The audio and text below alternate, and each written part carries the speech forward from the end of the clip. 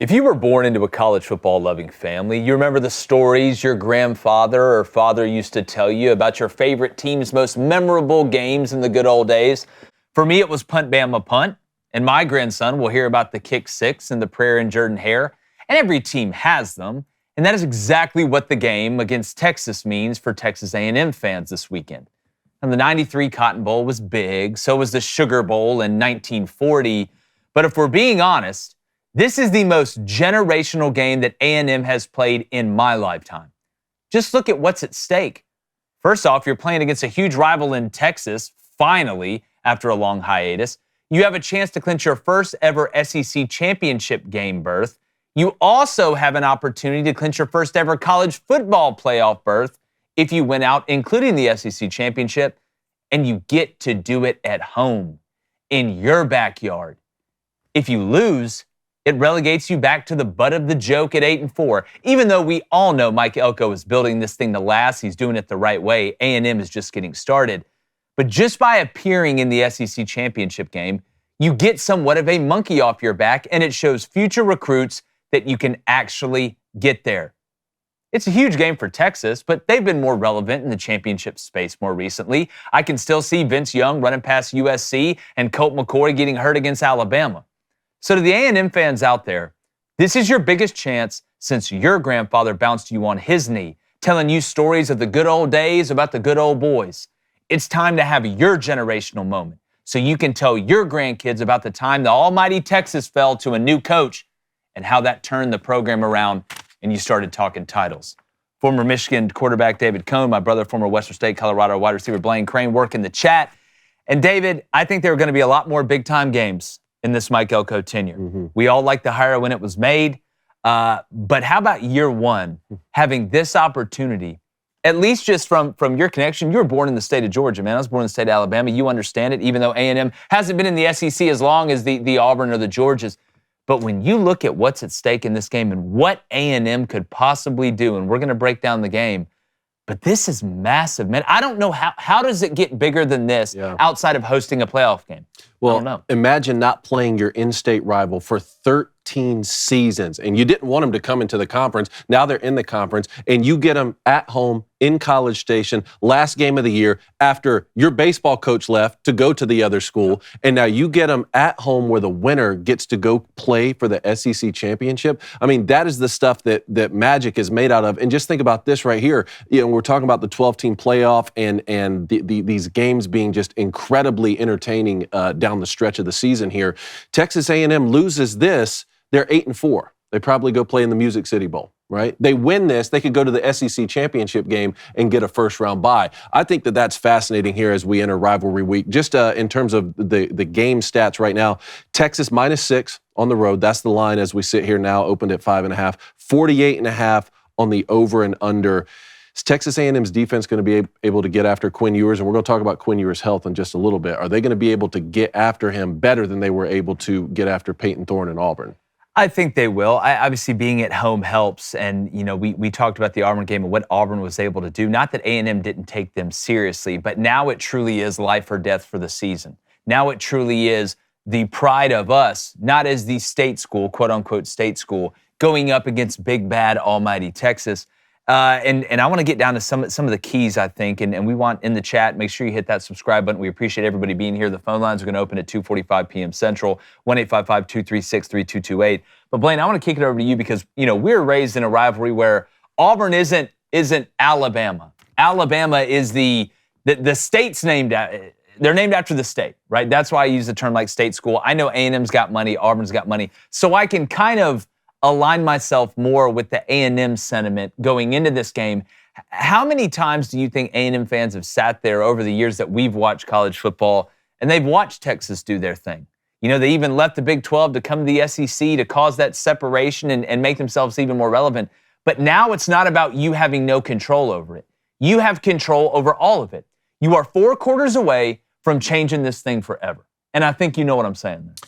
There's something about it, right? You can kind of see the similarities, to me at least, kind of the Auburn, Alabama, the A&M, Texas, the little brother syndrome, you know? And to me, I'm a little brother myself. I've always wanted to do better than what? you, right? This is the way I'm built. It's the way I was raised in a competitive family. But this is so new to me, to be honest. I don't know how much hate is between Texas A&M and Texas. I really don't. I can see it in the chat already, which is refreshing. But this is going to be super interesting game. And right now, well, I mean, Texas A&M, you have everything in front of you. And really, I mean, you have nothing to lose in this game. So, I mean, if it's me and I'm A&M, man, I'm full go 100%. Just whatever you got to do to win this football game. But this rivalry feels so new and so fresh. And for me, I love it. Well, this is one of the ones I circled when it was announced that Texas was coming into the SEC. Because everybody's talking about, we're going to lose this kind of peripheral rivalry and this, but we're also going to create one. What did Isaac Newton say? Mass can neither be created nor destroyed, whatever. But I think in this conference, with some of these new matchups that we're going to get, we are going to see old rivalries rehashed, new rivalries coming out of nowhere, and this one just being reinvigorated is fascinating. Now, as far as what's going to go on in this game, and I want to start off by talking about the Texas A&M defense against the Texas offense. And I don't think we can start unless we acknowledge what you were talking about with Quinn Ewers and the injury. And if you don't know, Quinn Ewers had a precautionary MRI. Guys get precautionary MRIs all the time. He's going to play in the game. Every report that I've seen is he is going to play in the game. But if that ankle is tender and he can't move, that is going to affect his ability to do what we've seen Carson Beck and some of these other quarterbacks that may not be runners, but they run well enough to maybe extend some drives, or if they catch you in man coverage, be able to take off and get that 3rd and 6. If he's not able to do that, and then he's not able to move around in the pocket efficiently and get his back half into throws, that's when the ball floats.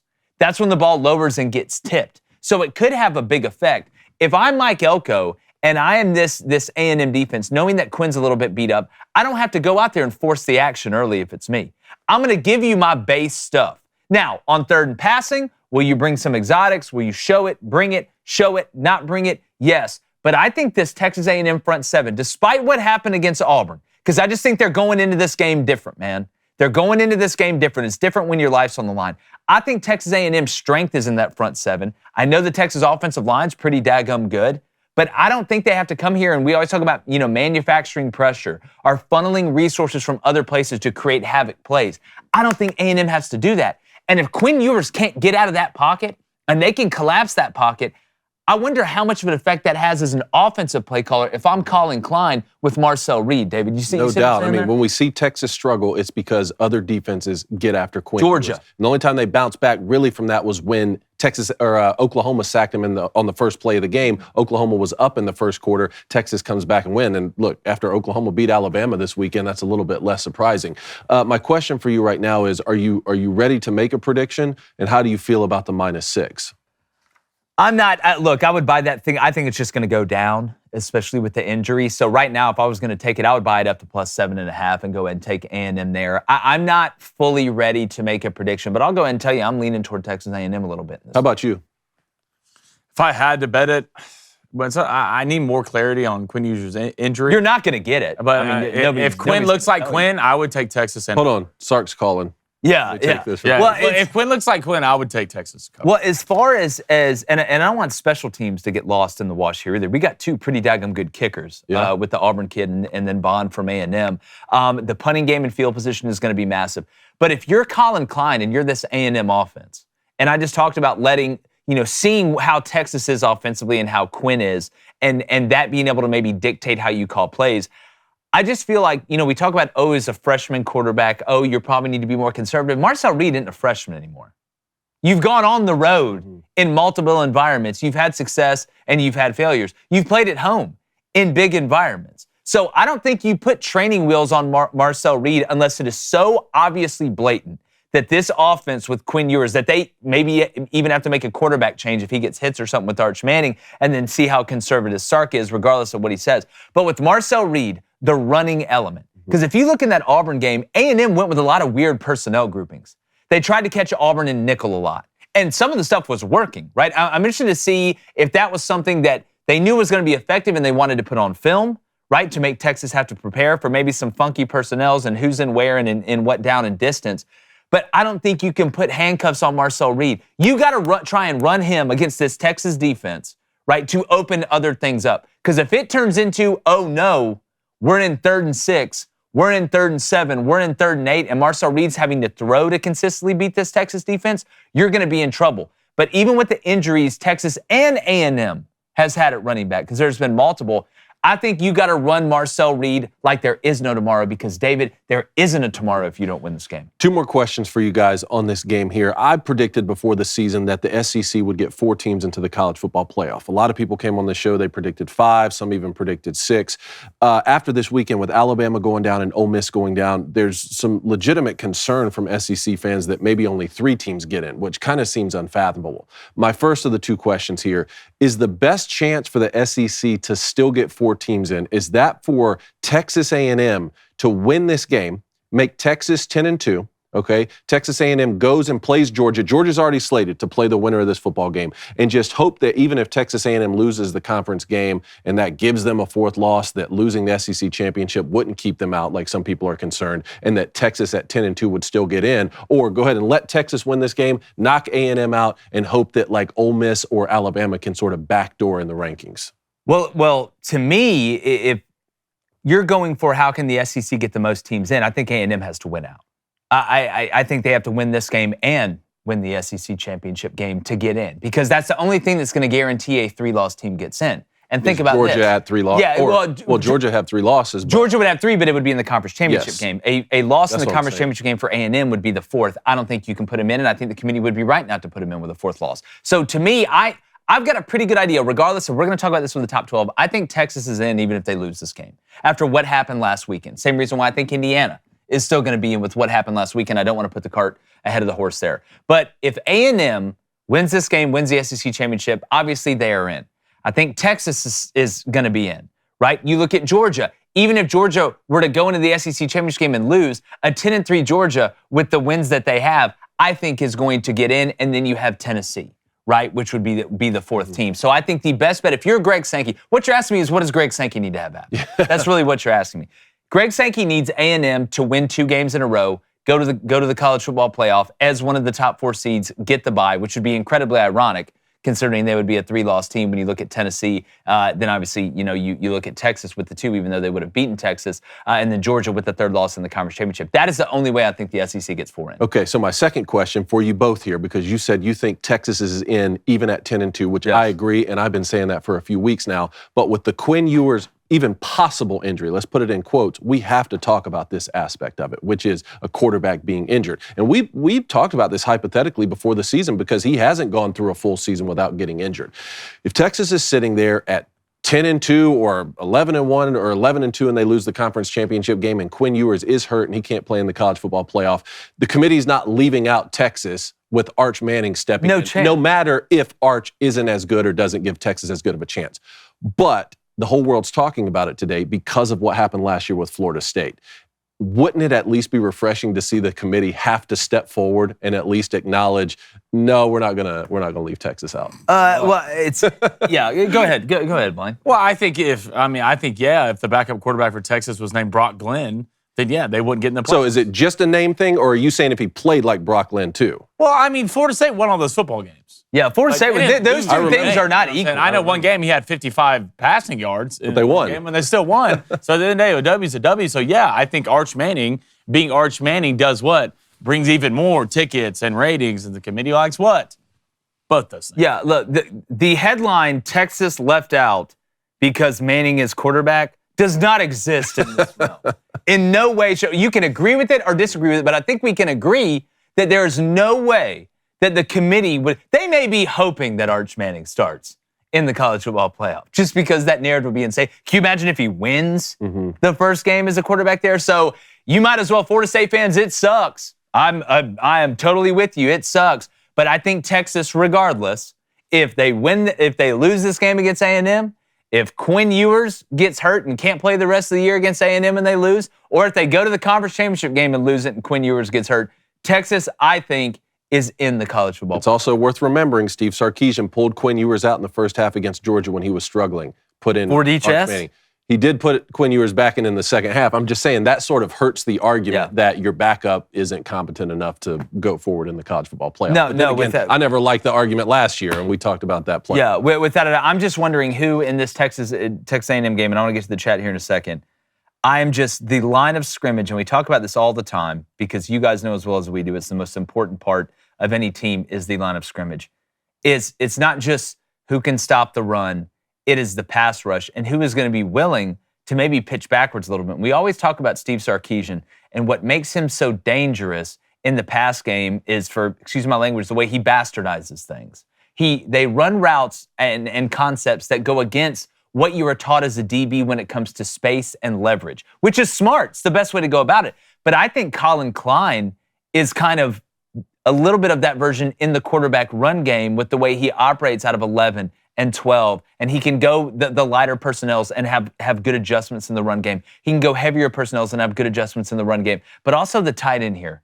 The Helm kid from Texas is a really, really good player. I think he is one of the most underrated players in the whole sport of college football. He leads Texas in receiving. He is, and in the red zone, when it's getting thick, like it's just, who's got the balls on 4th and run to run the play action and hit the tight end?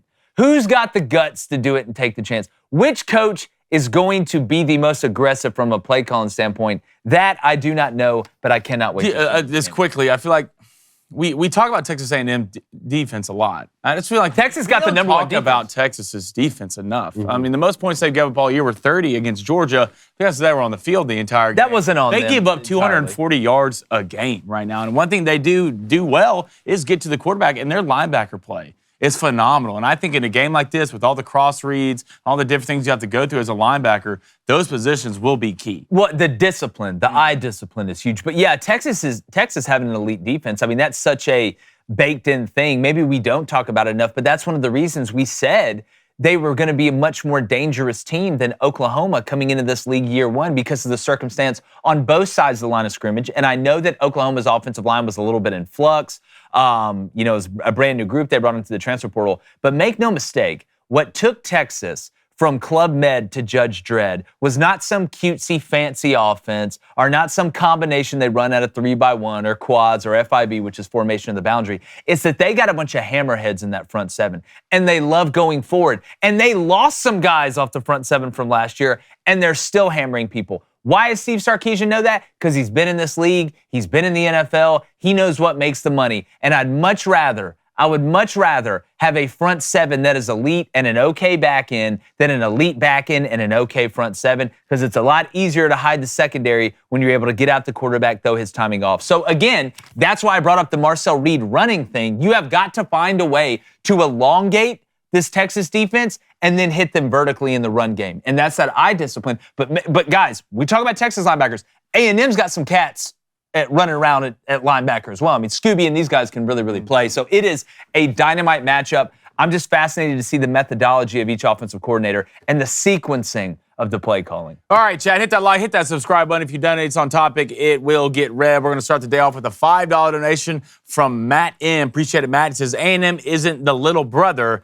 They're the slow stepchild. Get these milkman and fake military boys out of here. Here we go. Hook 'em by 17. Phone calls are going to be lit today, buddy. I can already tell you. So if you call in and it's busy, don't worry. We're going to be rolling them every 30 seconds. Hate. Is it rivalry week? It is. You can feel a lot of hate this week. Let it consume you. Let's go to Cole. Cole, what's up? He says, Aggies smoked UT. UT hasn't played any winning SEC teams other than Georgia, and they lost. Proof is in the pudding. The proof's going to be in the pudding on the field on Saturday. I don't want to hear about any proof or any pudding until I see what's going on the field on Saturday, because this is the best part about this. We get to see it live and in person, man. We get to see these two teams play each other in the last game of the regular season, one ring to rule them all. And in darkness shall bind them. Wait, so you're saying that we get a chance to watch all the football games before we have to make like any final decisions on rankings or strength of schedule? That's exactly I get to watch all of them first? You get to watch all of them first. Man, and here I thought we had to be locked into week 4. Let's go to Starch Manning. He says Texas 76 wins, A&M 37 wins in this series. 7 of the last 10 went to Texas, and trust me, the 77th win is on the way, fellas. We'll see. I just don't think you can rely on 11 years ago to be able to forecast what's going to happen on this one or however long that break was. I think it's 13. In 13 years. I'm just, again, all the talk, it's going to be great. Talk your ish. A&M talk yours. Texas talk yours. But we get to walk it on Saturday, and then we're going to see. All right, let's go to Horns Down. Appreciate it, guys. He says, even coming off a huge loss last week, I think Mike Elko will have this team prepared to come out early. Definitely won't look the same way. Why do you think Texas A&M looked like that in the first place against Auburn? Well, I think they were kind of blitzed by Auburn through the air. You know, I know that's kind of a contradictory thing to say because A&M is on defense and Auburn's on offense, but I'd have done the same thing. Like, the problem was you busted a couple coverages too now. And then Cam Coleman was just beat a couple of those guys at birth. Sometimes great offense, right? Guys that are just so incredibly talented, they're gonna make a play. But I think A&M was like, we stop the run, we stop Auburn. And there's probably emphasis all week. Stop Jarquez Hunter. He leads the SEC in rushing, basically. You stop him, put it on Peyton Thorne's shoulders, right? But they didn't put into the calculus that Auburn was actually going to go to Cam Coleman a lot. It was Jarquez, Cam, which has been a recipe that Auburn has needed. So by the time A&M adjusted and said, oh my God, this Auburn team has balance this week, we're going to have to attack them evenly, they were able to slow them down in the second half some, and you saw that rear its head, you saw the offense gain confidence, but in a weird way. Because let's real quickly, and I know we got to get to our top 12, but if A&M would have beaten Auburn and then lost to Texas, I don't think A&M's in the playoff. So in a weird way, and I'm not trying to be like Sun Tzu, Art of War here, was what happened against Auburn maybe best case scenario for A&M? Because now all week, you're upset at the way you played in a big moment. You got your guts ripped out, but Mike Elko, I'm sure he went in that locker room and said, listen, I want you to hurt. This should hurt. That's this why is the game we should have won. But we still control our own destiny. Maybe, just maybe, this could have actually, in a weird way, been somewhat of a positive thing if you can spin it the right way, and I know Elko will. Well, that's why I put Texas A&M in my most consequential college football games remaining. It's not that, you can't go on the road and lose to Auburn or something. It's because I think the implications are even bigger this weekend in terms of still being able to make the SEC championship game. But if you're an Auburn fan listening and you want to hear a breakdown of how Auburn was able to take advantage of Texas A&M against Cover 6, then don't miss tomorrow's show because there's going to be a certain little huddle up tease there. I love when you foreshadow it. Quickly, $5 donation from Smokey3. I know we got to move on. He says, I'll drop $100 in the super chat. All right, if A&M wins, but if Texas wins, Jake has to wear overalls with Billy Lucci's face on them.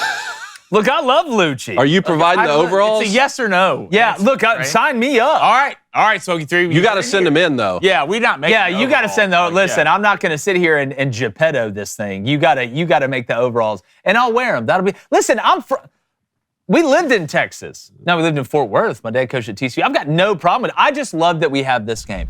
Hey, YouTube, look, we're getting close to the playoffs. Stop messing around. Hit subscribe if you hadn't. If not, go be wrong somewhere else.